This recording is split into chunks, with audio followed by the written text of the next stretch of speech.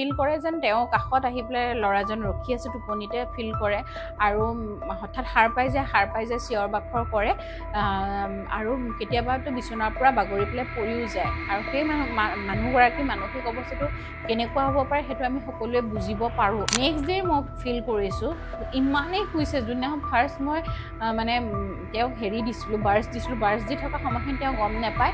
মই উঠি আহিলোঁ বাৰ্ছ দি কৰি, তেখেতে তথাপিতো শুইয়ে আছিলে। একদমেই তেখেতে গম নাপায় যে তেখেতে বাৰ্ছ লৈছে। তাৰপিছতে শুই আছে। বহুত সময়ৰ পাছত ছোৱালীয়ে মোক কৈছিলে, মোৰ ভয়ে খাইছিলোঁ সন্ধিয়া সেইখিনি সময়ত যিহেতু শুইছে, আকৌ ৰাতি টোপনি যাব নাযায়। কিন্তু ৰাতিও তেওঁ নৰ্মেলি টোপনি গৈছিলে। বহুত গেছ প্ৰব্লেম থকাৰ পিছত মই ভাত খোৱা নাছিলোঁ আগত। মোৰ এতিয়া লাইফত টেনশ্যন ফ্ৰী যেন লাগে। Thank you Dipshikha. নমস্কাৰ, আলাপৰ আন এটি খণ্ডলৈ আপোনালোক সকলোকে স্বাগতম জনাইছোঁ। মই দীপশিখাই। যিহেতু পূজা একেবাৰে ওচৰতে, সকলো চাগৈ ব্যস্ত পূজাৰ প্ৰিপেৰেশ্যনৰ কাৰণে। ময়ো অকণমান ইফাল সিফাল কৰি ব্যস্ত হৈয়ে আছোঁ। পূজাৰ অৱশ্যে বজাৰ কৰিবলৈ হোৱা নাই, তথাপিতো কিবা কিবি কামত ইফাল সিফালে অকণমান ঘূৰি আছোঁ। তাৰ মাজতে অকণমান আপোনালোকক এটা আপডেট দিম বুলিও ভাবিলোঁ, কাৰণ বহুত ফোন আহি আছিলে। আপাৰ আছাম মানে উজনি অসমৰ ফালৰ পৰা বহুতকেইটা ফোন আছিলে। এতিয়া নহয়, আগৰ পৰাই আহি আছিলে যে আপোনালোকে কেতিয়া আহিব মানে ক্লাছ দিবৰ কাৰণে বা ছেশ্যনৰ কাৰণে বহুতৰ ফোন আছিলে। যিহেতু এনেকৈ যাওঁ বুলি হঠাৎ যোৱাটো সম্ভৱ নহয়, সকলোখিনি মিলাব লাগে। ল'ৰা ছোৱালীৰ স্কুলৰ পৰা নিজৰ বেলেগ বেলেগ ব্যক্তিগত কামৰ কাৰণে গোটেইখিনি মিলাব লাগে। গতিকে এইখিনি কামৰ মাজত এইবাৰ আমি অকণমান সময় লৈ পেলাই উজনিৰ ফালে যাম বুলি ভাবিছোঁ। তাৰ কৈ দিওঁ ডিষ্ট্ৰিক্টকেইখন। আমি যাম যোৰহাট, শিৱসাগৰ, ডিব্ৰুগড়, ধেমাজি, তাৰপিছত আপোনাৰ ডিব্ৰুগড় ক'লোঁ, ধেমাজি ক'লোঁ, তিনিচুকীয়া আৰু লগতে আমি দুলীয়াজানত যাম। যদি আপোনালোকৰ এইখিনিৰ ভিতৰত আপোনালোকে কোনোবাই আমাৰ পৰা ক্লাছ বা ছেশ্যন ল'ব বিচাৰে, আমাৰ লগত যোগাযোগ কৰিব। একদম একজেক্টলি ডেটকেইটা আমি এতিয়াও ঠিক কৰা নাই, কিন্তু গুৱাহাটীৰ পৰা আমি 18 তাৰিখে ওলাম বুলি এতিয়ালৈকে ভাবি আছোঁ। আৰু 20 তাৰিখে আমি ডিব্ৰুগড়ত যে দিম সেইটো ঠিক কৰি থৈছোঁ। তাৰ বাদে এতিয়ালৈকে বাকীকেইখন আমি ডিষ্ট্ৰিক্ট ঠিক কৰা নাইকিয়া। আপোনালোকৰ ফোন আৰু মেছেজৰ ওপৰত ডিপেণ্ড কৰি পেলাই আমি বাকী ডেটকেইটা আমি ঠিক কৰি ল'ম।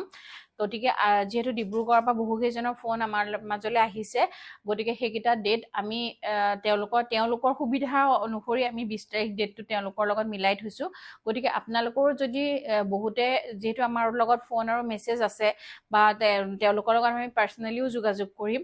আৰু যদি আপোনালোকৰ কোনোবাই আমাৰ পৰা ক্লাছ আৰু ছেশ্যন ল'ব বিচাৰে তেতিয়াহ'লে যোগাযোগ কৰিব।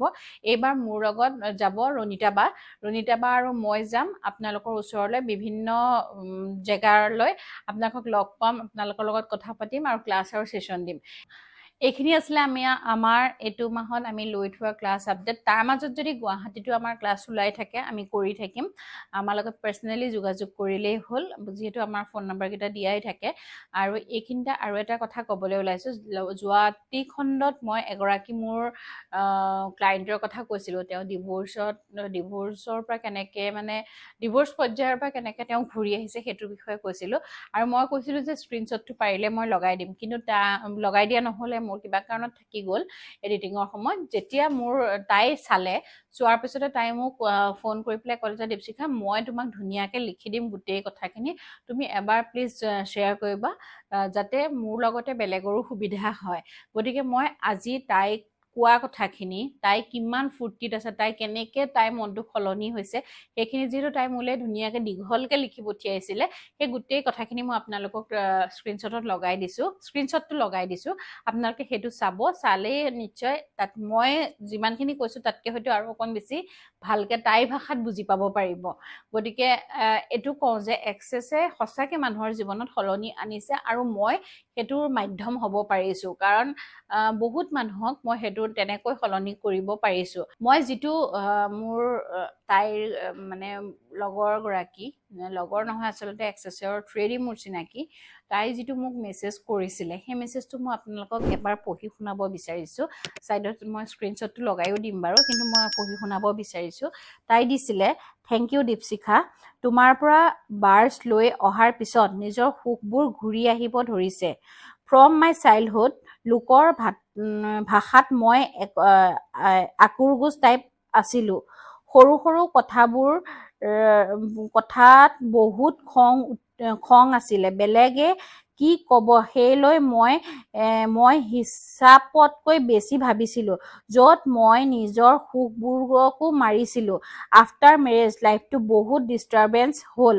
মোৰ হাজবেণ্ডে ড্ৰিংকছ কৰা লৈ বহুত মেণ্টেলি ডিষ্টাৰ্ব হ'লোঁ। মই কিছুমান সৰু কথাত কাজিয়া কৰোঁ, আৰু যদি কোনোবা ফেমিলি মানুহে কিবা মোক কোৱা শুনো নিগেটিভ কথা, মোৰ বহুত খং উঠে। বাট যেতিয়া মই তোমাৰ পৰা বাৰ্ছ ল'লোঁ, চব মোৰ কাৰণে ইজি হৈ পৰিল। মোৰ পাৰ্চনেল প্ৰফেশ্যনেল লাইফ বেলেঞ্চ হৈছে। এতিয়া যদি শুনো মোৰ কথা কোনোবাই কিবা কৈছে, মোৰ মুখেদি ওলাই ভগৱানে তেওঁ ভাল কৰক, আৰু ইণ্টাৰেষ্টিং হাজবেণ্ডৰ লগত ৰিলেশ্যন ভাল হ'ব লাগিছে। আগত খুব পেনিক হৈছিলোঁ। অফিচিয়েল কামত যদি প্ৰব্লেম হয় মই নাৰ্ভাছ হওঁ, বাট এতিয়া দেখোঁ প্ৰব্লেম আহিলে লগে লগে চলিউশ্যনো হ'ব, আৰু কেনেকে কোনোবা নহয় কোনোবা ফালৰ পৰা ৰাস্তা ওলায়। আৰু এটা সৰু কথা কওঁ, তোমাৰ চাগে শুনি হাঁহিয়ে উঠিব, বাট মোৰ আচৰিত লাগে এইটো। মোৰ তাৰ হৈ গালিও শুনিছিলোঁ। মই লাইফত ভাত খাই ঘৰৰ পৰা ওলাই যোৱাৰ ৰেকৰ্ড নাই। যিমান বেমাৰ নহওক, স্কুল কলেজ জব, মই কেতিয়াও ভাত খাই ওলাই নাপালোঁ। মোৰ ঘিণটো খুব বেছি, আৰু গোন্ধ মই বেলেগ নাপালেও মই আগে পাওঁ। এনেকুৱা লাগে ভাত খাই ওলাই গ'লে কিবা বেয়া গোন্ধ পালে মোৰ বমিয়ে হৈ যাব। বাট দীপশিখা, তুমি ট্ৰাষ্ট কৰিবা, আফটাৰ বাৰ্ছ মই লাইফত ফাৰ্ষ্ট টাইম নিজে মাক খুজি ভাত খাই ঘৰৰ পৰা ওলাই গৈছোঁ অফিচ। মোৰ কাৰণে এইটো আচৰিত মিৰাকল। বহুত গেছ প্ৰব্লেম থকাৰ পিছত মই ভাত খোৱা নাছিলোঁ আগত। মোৰ এতিয়া লাইফত টেনশ্যন ফ্ৰী যেন লাগে। Thank you Dipshikha. এইটো তাই মোলৈ দিয়া মেছেজ আছিলে। গতিকে মোৰ খুব ভাল লাগিছে, মানে তাই আৰু ভাল হওক। যিহেতু মই কৈছোঁ যে মানে আগত তাই যিহেতু এতিয়া ডিভ'ৰ্চৰ কাম চলি আছিলে, সেইখিনিও তাই অলৰেডি উঠাই ল'ম বুলি ভাবিছে। তেওঁলোকৰ মাজত আলোচনা হৈছে এতিয়া ফুৰিবলৈ যাব ক'ৰবাত ভালকে। গতিকে এইখিনি যাতে সকলোখিনি খুব ধুনীয়াকে হৈ উঠক, চব ভাল হওক, মই সেইটোকেই আশা কৰিছোঁ। তোমাৰ নামটো যিহেতু মই ক'ব বিচৰা নাই, নামটো নকওঁ, কিন্তু তোমাৰ সঁচাকৈ খুব ভাল হওক। মই মনেদি বিচাৰিছোঁ তোমাৰ খুব ভাল হোৱাটো, আৰু হ'বই। এক্সেছে সকলোৰে জীৱনত হাঁহি উলিয়াই আনে। আৰু ইয়াৰ লগতে মই কওঁ, আৰু এজন মোৰ ভাইটি, তেওঁ এবাৰ মোৰ লগত ষ্টুডিঅ'ত বহিছিলেও, দীপাংকৰে যিহেতু এক্সেছ শিকিলে, এক্সেছ শিকাৰ পাছত দীপাংকৰে তাৰ কেইটামান মানে ষ্টৰি মোক কৈছে, আৰু মোক সঁচাকৈ শ্বেয়াৰ কৰিবলৈ মন গৈছে।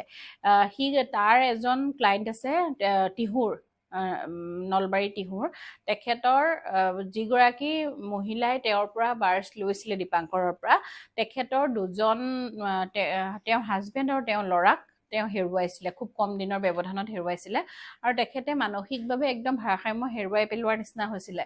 সদায় ৰাতি ফিল কৰে যেন তেওঁ কাষত আহি পেলাই ল'ৰাজন ৰখি আছে, টোপনিতে ফিল কৰে, আৰু হঠাৎ সাৰ পাই যায়, চিঞৰ বাখৰ কৰে, আৰু কেতিয়াবাতো বিচনাৰ পৰা বাগৰি পেলাই পৰিও যায়। আৰু সেই মানুহগৰাকী মানসিক অৱস্থাটো কেনেকুৱা হ'ব পাৰে সেইটো আমি সকলোৱে বুজিব পাৰোঁ, যেতিয়া একেলগে তেওঁ নিজৰ স্বামী আৰু নিজৰ পুত্ৰক হেৰুৱায়। কিন্তু তেখেতে যেতিয়া এনেকে কেইবাবছৰো হৈছে, তেখেতে মানে সেনেকেই চলি গৈ আছিলে। তাৰপিছত দীপাংকৰৰ পৰা বাৰ্ছ ল'লে। দীপাংকৰৰ পৰা বাৰ্ছ লোৱাৰ পাছত তেখেত মানসিকভাৱে বহুতখিনি মানে স্থিৰ হৈছে। লগতে তেওঁৰ এনেকুৱা হৈছে, তেওঁ যিটো দেখিছিলে যে তেখেতৰ পুত্ৰ ওচৰত ৰখি থকা দেখে বা চিঞৰ বাখৰ কৰে, সেই যিটো ভাৱ, সেইটো একদম মানে কমি আহিছে। যিটো বস্তু একদম ফ্ৰিকুৱেণ্টলি হৈছিলে, সেইটো এতিয়া হৈছে, একেবাৰে নাইকিয়া হৈ যোৱাও নাই। তেখেতক আৰু দুটামান বাৰ্ছৰ প্ৰয়োজন হ'ব, কিন্তু তেখেতৰ সেই বস্তুটো এতিয়া কমি আহিছে। মানে বহুদিনৰ মূৰত তেওঁ এবাৰ দেখিছে তেনেকুৱা হৈছে। তেখেতে কেইবাটাও বাৰ্ছ ছেশ্যন ল'লে, গতিকে সেনেকে তেওঁৰ সেইটো ভাল পাইছে। আৰু এটা দীপাংকৰে মোক কৈছিলে, মোক ক'ব মন গৈছে, অকল যে মই কৰা ভালখিনিয়ে ক'ম তেনেকুৱা নহয়। মোৰ কাষত যিখিনি মানুহে এক্সেছ কৰি আছে তেখেতৰ ভাল লগা কথাখিনিও মই ক'বলৈ চাম আপোনালোকক। তাৰপিছত দীপাংকৰৰ আৰু এজন ক্লায়েণ্টৰ 3 বছৰ ধৰি শুব পৰা নাছিলে, স্লিপিং টেবলেট ল'লেহে টোপনি গৈছিলে। তেখেতে যেতিয়া দীপাংকৰৰ পৰা বাৰ্ছ লোৱা ষ্টাৰ্ট কৰিলে তেখেতৰ এতিয়া খুব ভাল টোপনি। আৰু এতিয়াৰ সময়ত বৰ্তমান সময়ত যিমানখিনি মানুহ পাওঁ আমি মেক্সিমাম মানুহখিনি টোপনি বহুত কম, আৰু টোপনি যেতিয়া কম হয় মানুহৰ, ৰাতি যেতিয়া শুব নোৱাৰা এটা সমস্যা থাকে তেতিয়াই মানুহৰ বেলেগ বেলেগ সমস্যা বহুতখিনি আৱৰি ধৰে। গতিকে তেখেতৰ এটা সমস্যা আছিলে সেনেকুৱা, টোপনি একেবাৰে নাহিছিলে, আৰু টোপনি যিখিনি সময় আহিছে মানে আহেও, যদি আহে তেওঁ মেডিচিন ল'ব লাগিছিলে। কিন্তু বৰ্তমান তেখেতে যেতিয়া দীপাংকৰৰ পৰা বাৰ্ছ লোৱা ষ্টাৰ্ট কৰিলে, কেইবাটাও লৈছে, 2-3টামান বাৰ্ছ লৈছে, কিন্তু সেই বাৰ্ছকেইটাৰ পাছৰ পৰা তেখেতৰ হেৰি আহিছে, টোপনিটো ভাল হৈছে। টোপনি ভাল হৈছে। তেখেতে দীপাংকৰক ফোন কৰি জনাইছে যে টোপনি ভাল হৈছে, মেডিচিন নোলোৱাকৈ শুব পাৰিছে, আৰু সাৰ পাইছে যদিও মানে এটা ভাল টোপনিৰ পাছত সাৰ পাইছে, আকৌ টোপনি গৈছে। এনেকুৱা নহয় যে মানে গোটেই ৰাতি উজাগৰে থাকিছে, তেনেকুৱা একেবাৰে হোৱা নাই, টোপনি গৈছে, কিন্তু মানে সাৰো পাইছে মাজে মাজে। কিন্তু সেই সাৰ পাইছে যদিও মানে সেইটো এনেকুৱা নহয়, আমিও নৰ্মেল মানুহে যেনেকৈ আমি সাৰ পাওঁ মাজত, তেনেকৈ সাৰ পাইছে, আকৌ টোপনি গৈছে। এইটো দীপাংকৰৰ এটা ছাকচেছ ষ্টৰী।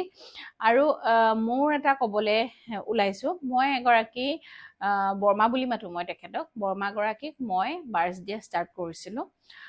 একেলেথাৰে মই 8টা বাৰ্ছ দিছোঁ তেখেতক। তেখেতৰ লগতে তেখেতৰ ফেমিলিৰ বাকীখিনিকো দিছোঁ মই। তেখেতৰ ছোৱালীয়ে মোক মানে যোগাযোগ কৰিছিলে, ছোৱালীয়ে কৈছিলে, ছোৱালীৰ ঘৰলৈ যেতিয়া মাক আহিছিলে, বহুত দিন থাকিলে, ছোৱালীয়ে মানে অনুভৱ কৰিছে মাকৰ খুব খং উঠে, হঠাৎ কোনোবাটো কথা পাহৰি গৈছে। বৰ্মাগৰাকী বয়স 72।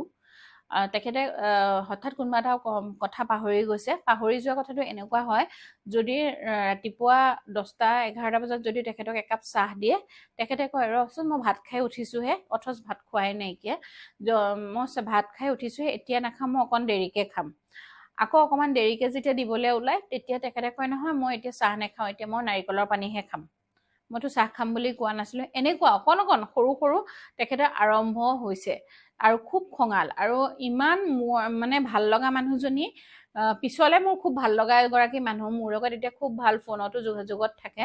কিন্তু সেই মানুহগৰাকীয়ে যে কাৰোবাক ইমান বেয়াকৈ ক'ব পাৰে সেইটো মই ভাবিব পৰা নাছিলোঁ। কিন্তু তেখেতৰ ছোৱালীয়ে কৈছিলে যে মায়ে ইমান তৎক্ষণাতে কাৰোবাক বেয়াকৈ ক'ব পাৰে, সেইটো মই মানে ভাবিব নোৱাৰোঁ। কিন্তু সেই মানুহজনে যাক কয় তেখেতেতো বুজি নাপাব, আমি বুজি পাইছোঁ যে মাৰ কিবা এটা প্ৰব্লেম হৈছে, কিন্তু খুব কম কথা কয়, আৰু কথাবিলাকো কোৱাটো কমি কমি আহিছিলে। তেখেতে অকলে থাকি ভাল পায়, কথা বহি থাকিলেও লগত যেতিয়া বহিও থাকে কাৰোবাৰ, তেতিয়াও কিন্তু কথা খুব কম কৈছিলে। তেনেকৈ তেওঁ আগবাঢ়ি তেওঁৰ দিনবিলাক গৈ আছিলে। যেতিয়া মোক পালে, মোক তেখেতে ক'লে যে তুমি আহিবা। গ'লোঁ মই, মোক বেলেগৰ ৰেফাৰেঞ্চত পাইছিলে, মই গ'লোঁ। গৈ পেলাই মই প্ৰথম দিনাখন যেতিয়া বহি আছে, কিন্তু মোক কৈছিলে যে তেখেতক ক'ব নালাগে। তাৰপিছত মই তেখেতক কোৱা নাছিলোঁ, তেখেতে খুব মানে বহি আছিলে, কথা চথা একদম কোৱা নাছিলে দেই, মোৰ লগত একো কথা চথা পতা নাছিলে। তাৰপিছত মই বাৰ্ছ দিলোঁ, নেক্সট ডে আকৌ গ'লোঁ, বাৰ্ছ দিলোঁ। নেক্সট ডে মই ফিল কৰিছোঁ ইমানেই শুইছে। যোনদিনাখন ফাৰ্ষ্ট মই মানে তেওঁক হেৰি দিছিলোঁ, বাৰ্ছ দিছিলোঁ, বাৰ্ছ দি থকা সময়খিনি তেওঁ গম নাপায়, মই উঠি আহিলোঁ বাৰ্ছ দি কৰি, তেখেতে তথাপিতো শুইয়ে আছিলে, একদমেই তেখেতে গম নাপায় যে তেখেতে বাৰ্ছ লৈছে। তাৰপিছতে শুই আছে। বহুত সময়ৰ পাছত তেখেতে, ছোৱালীয়ে মোক কৈছিলে, মোৰ ভয়ে খাইছিলোঁ, সন্ধিয়া সেইখিনি সময়ত যিহেতু শুইছে, আকৌ ৰাতি টোপনি যাব নাযায়। কিন্তু ৰাতিও তেওঁ নৰ্মেলি টোপনি গৈছিলে। তেখেতৰ টোপনিৰ অসুবিধা নাছিলে, তেখেতৰ কথা মানে এইখিনি আছিলে। তাৰপিছত যেতিয়া নেক্সট ডে গ'লোঁ, তেতিয়া মই মানুহগৰাকীৰ লগত কথা পতা ষ্টাৰ্ট কৰিলোঁ। তেখেতে প্ৰথম দিনাখন মানুহগৰাকীতকৈ মই বহুত চেঞ্জ পাইছিলোঁ। তেখেতে বহুত ধুনীয়াকৈ মোৰ লগত কথা পাতিছিলে। মই শুই থকাৰ কাৰণে মই গুচি আহিছিলোঁ। তাৰ নেক্সট ডে যাওঁতে তেখেতে মানে খুব আফচোচ কৰিছে যে কালি তুমি চাহ একাপ নোখোৱাকৈ গুচি গ'লা, ইছৰাম মোৰ মনটো বেয়াই লাগি আছে, মই কৈ আছোঁ কিয় নোখোৱাকৈ গুচি গ'লা। মই বোলো নাই, মোৰ খাব মন নাছিলে কাৰণে মই নাখালোঁ। মানে তেখেতে তেনেকৈ মোৰ লগত খুব ক্ল'জ হ'ল। শেষৰ ফাললৈ এনেকুৱা হ'ল, মই যাম নে নাযাম বুলিও তেওঁ মোক ফোন কৰে, তুমি আহিছানে আজি, কিমান সময়ত আহিবা বুলি মোৰ লগত ফোন কৰি পেলাই তেখেতে তেনেকৈ টাইমটোও মিলাই লয়। গতিকে সেইটো মোৰ খুব ভাল লগা কথা। কিন্তু ছোৱালীয়ে মোক জনাইছিলে তেখেতৰ যে মাৰ খং বহুত কমি গৈছে, খংটো কমি গৈছে, মানে অনাহকত বেয়াকে কোৱাটো কমি গৈছে বা কথা যে একেবাৰে নকৈছিলে যেনেকে মানে এনেকুৱা বহি থাকিলেও লগত যেনেকে কথা নাপাতাকে বহি থাকিছিলে তেনেকুৱা নহয় মা বহুত অপেন আপ হৈছে আৰু ইয়াতকে মোক কি ভাল লগা খবৰ লাগে য'ত মানে এনেকুৱা কথাও পাওঁ যে সলনি নহয় এনেই কয় এনেকুৱা মেছেজো পাওঁ কমেণ্ট পাওঁ তেনেকুৱা সময়ত যদি মই জানো যে বা যিখিনিয়ে ৰিজাল্ট পাইছে তেওঁলোকে জানে কিন্তু কিছুমান মানুহ এনেকুৱা থাকেও বহুত মানুহ এনেকুৱাও মই পাইছো যে তেখেতলোকৰ ভাল যদিও হৈছে তেওঁলোকে ক'ব নিবিচাৰে তেনেকুৱা মানুহো নথকা নহয় তেনেকুৱাও আছে যে তেওঁলোকৰ লগত কিবা এটা ভাল হৈছে কিন্তু ক'ব নিবিচাৰে যে হয় এইটো কাৰণতে মোৰ ভাল হৈছে আৰু এইখিনিতে মই চবতকে ভাল লগা কথাটো মই ক'ম মোৰ নিজৰ কথাত মই ক'ম যে মোৰ দেউতা এনেকুৱা হৈ গৈছে যিহেতু মোৰ দেউতা মোৰ লগত নাথাকে ঘৰত থাকে যেতিয়াই মই যাওঁ কলিয়াবৰলৈ মই দেউতা মাক দিবলৈ চেষ্টা কৰোঁ মই যেতিয়া মোৰ ওচৰলৈ আহে তেতিয়াও মই দিবলৈ চেষ্টা কৰোঁ মোৰ দেউতা এনেকুৱা হৈছে যেন বাৰ্ছ এটা ল'লেহে তেওঁৰ ভাল লাগি থাকিব মোৰ বায়ে মাজতে তেখেতে অকণমান কিবা কথাত মনটো বেয়া হৈ আছিলে মোৰ বায়ে ফোন যেতিয়া দেউতাক কৰিছিলে দেউতাই কৈছে নহয় মোক বাৰ্ছ এটাৰ খুব প্ৰয়োজন হৈছে মই বাৰ্ছ এটা ল'ম বুলি বাৰ্ছ ল'লেহে মোৰ আজিকালি ভাল লাগি থাকে বাৰ্ছৰ প্ৰয়োজন মানে ভাল লগা কথা এইটো যে দেউতা মাহঁতেও একচেপ্ট কৰিছে সেইটো মই কৰিছো কাৰণে নহয় মই তেওঁলোকক কিবা এটা দিছো কাৰণে নহয় তেওঁলোকে তাৰ ৰিজাল্ট পাইছে কাৰণ মোতকে আগতেই মোৰ দেউতাই মোৰ বাৰ্ছ লৈছিলে অৰ্চনা বাৰ পৰা অৰ্চনা বাই প্ৰথমটো বাৰ্ছ দিয়াৰ নেক্সট দিনাখনে দেউতা আকৌ গৈছিলে অৰ্চনা বাৰ ওচৰলৈ বাৰ্ছ ল'বৰ কাৰণে যদি দেউতাহঁতৰ বয়সৰ মানুহ এজনে এতিয়া দেউতাহঁতৰ 74-75 ইয়াৰ্ছৰ মানুহ এজনে যদি কাৰোবাৰ যদি একো নেপায় তেতিয়াহ'লে কিয় কৰিব কিয় ল'ব তেওঁলোকৰ বয়সৰ মানুহে এইবিলাক একচেপ্ট কৰিবলৈ অকণমান দিগদাৰ পায়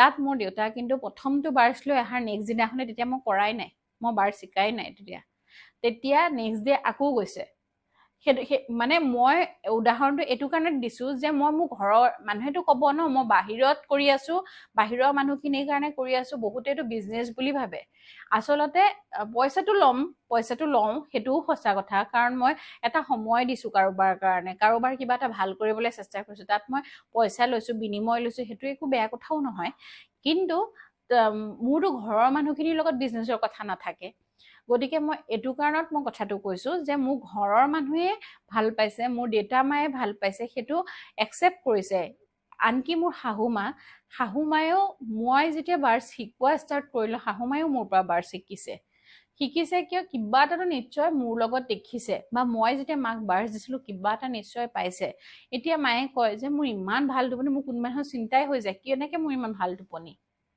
ইমান হ'লে মোৰ কি হ'ব মায়ে কয় মই কওঁ একো নহয় আপুনি শুৱক মানুহৰ শুব নোৱাৰাটোৱে চবতকৈ ডাঙৰ বেমাৰ গতিকে বাৰ্ছটোৱে সঁচাকৈ কাম কৰে আপোনালোকে একো ডাউট নাৰাখিব হয়তো কাৰোবাৰ এটা বাৰ্ছত কাম নহয় দুটামান বেছিকৈ প্ৰয়োজন হয় আৰু হয়তো কাৰোবাৰ এটাতে কাম হয় মেডিচিন টাইপত আগতেও কওঁ মই এতিয়াও কওঁ যেন মেডিচিন কাৰোবাৰ এটা খালেই যেনেকৈ কিবা এটা ভাল হয় কিছুমানৰ কিন্তু মেডিচিন 2-4টা বা এটা কোৰ্চ আৰু ডক্টৰেও কেতিয়াও এটা সময় নিদিয়ে যে 2টা খালেই আপোনাৰ ভাল হৈ যাব এটা কোৰ্চ দিয়ে ঠিক তেনেকৈ আপোনালোকেও এইটো তেনেকেই ভাবি পেলাই লওকচোন কিজানিবা আপোনালোকৰ এটাত নহ'লেও 2টাত নহ'লেও 5টাত হ'লেওতো ভাল হ'ব গতিকে আপোনালোকে সন্দেহ নাৰাখি এক্সেছ বাৰ্ছ লওক আপোনালোকে ভাল পাব আৰু যিসকলে আমাৰ পৰা ক্লাছ ল'ম বুলি ভাবি আছে এতিয়াও বা বাৰ্ছ ছেশ্যন ল'ম বুলি ভাবি আছে বা এতিয়ালৈকে বাৰ্ছ ছেশ্যন এটাও আপোনালোকে লৈ পোৱা নাই